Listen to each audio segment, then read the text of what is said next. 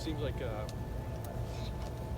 you've had a couple catches in the last few weeks. Maybe your workload is going up a bit. Does it feel that way for you? Is there something you're doing to earn maybe more chances out there? Oh, I don't know. I mean, I try and treat every rep I get with, I guess my last one, and if I get 1,000 up, I get 5 of them. I'm just going to keep playing the same. Well, we've heard all the tight ends forever say that they don't expect the football, they don't care, they're not tracking it, but it's got to feel good when you get a chance. They trust you to have the football in your hands. Oh yeah, I mean it's always nice to carry the ball around and feel. I mean it's just a different feeling when you get the ball in your hands. You know what I mean?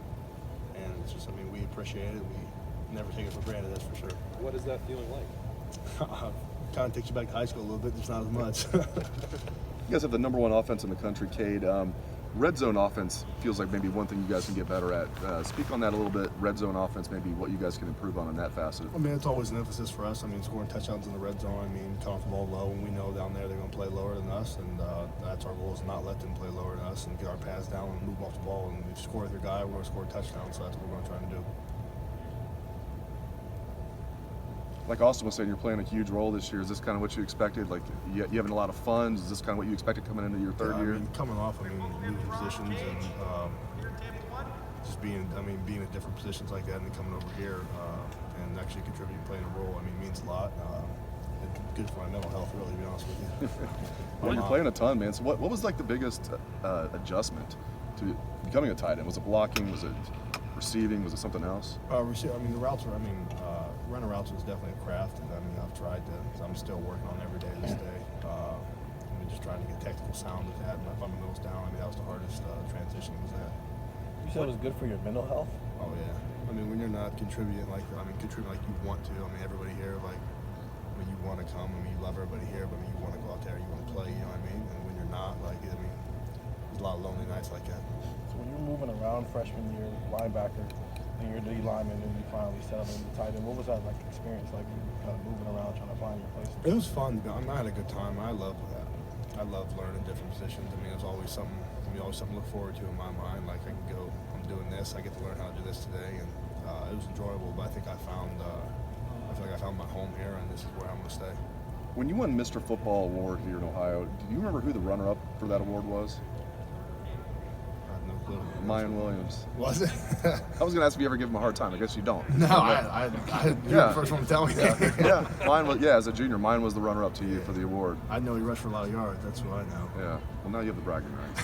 I'm glad. Thanks. Looking back to that change, what can you take from their, just defensive line, from what the looks that they saw, the looks that they gave you guys in terms of blocking and scheme and developing a running? Well, that's a good team. That's a very well coached, athletic, strong team. I mean, that was a good challenge for us. I mean, they won some, we won some of the battles. I mean, we just take that and watch the film and just get better with it. I mean, as far as your feet, stay lower, get your hands inside.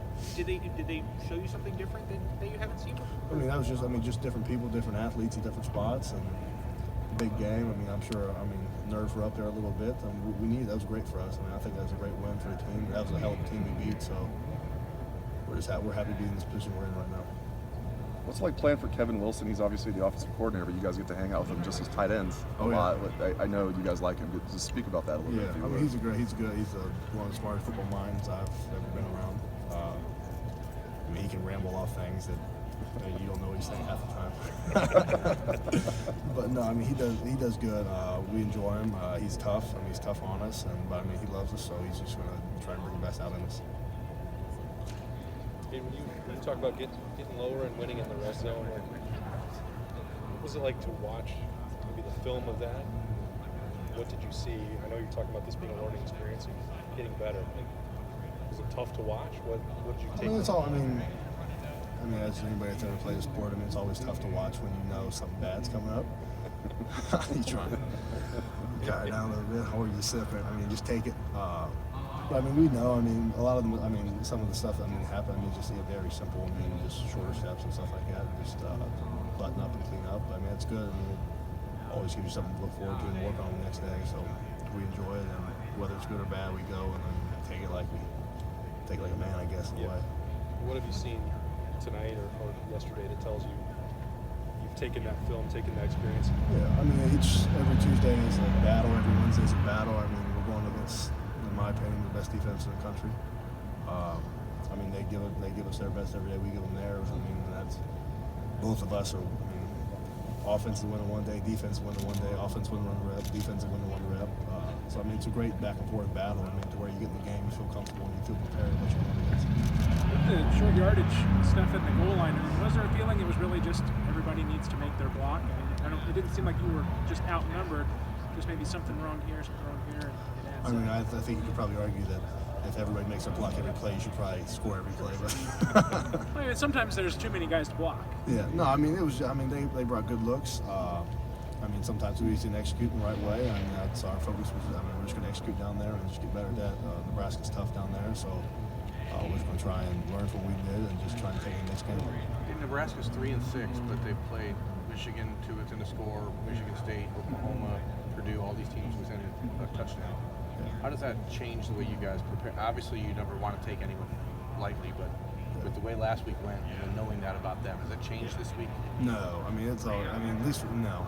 I would say we prepare, especially after we dropped the game at the beginning of the season. I mean that, and we're kind of so. I mean, I would say we're battle testing. We're ready. We know what that feels like. I mean, we're not trying to feel that again. So I mean, we're taking everybody like we're playing the Kansas City Chiefs. You know what I mean? Like whether it's Division II team, Division III team, Division I. Chiefs have a losing record too. Well, last year Chiefs. Come on. Now they're 500. I think they're 500, Berm. I don't know anything about sports. Yeah, come on. What you saying? It's not recruiting. Cade, I don't know anything about sports. Cade, you had to take a lot of lessons from a loss earlier in the season. Was it kind of nice to be able to say that you guys didn't play very well, but also win a game? Oh yeah, I mean it was. Yeah, I mean it's all. I mean that's always nice. I mean you always want to play well, but I mean you're always going to get thrown stuff you don't want to be thrown at. I mean it's just how you handle it. I mean the defense played outstanding. Brought us out of some of the situation we put ourselves in. So we're blessed to have that, and we're happy to get after it this week. I got one more hard-hitting question for you. So meat prices have gone up a lot. Ruck said he was going to buy a half a cow from Stover Farms. Okay. So like, have the prices gone up for Ruck? Or are you giving him like the deal? No, we keep all our freezer beef. We keep the same, $3.25 a pound on the hanging weight. So we try and keep it consistent with our customers and not go off of what the market's doing. So they know they can always keep a consistent price of what we're getting. Okay, good. No discount for the media, right?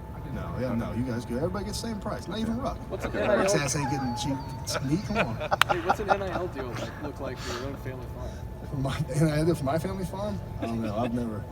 I would say I'm one of the biggest contributors. I've never been paid a cent for my farm, so that's good.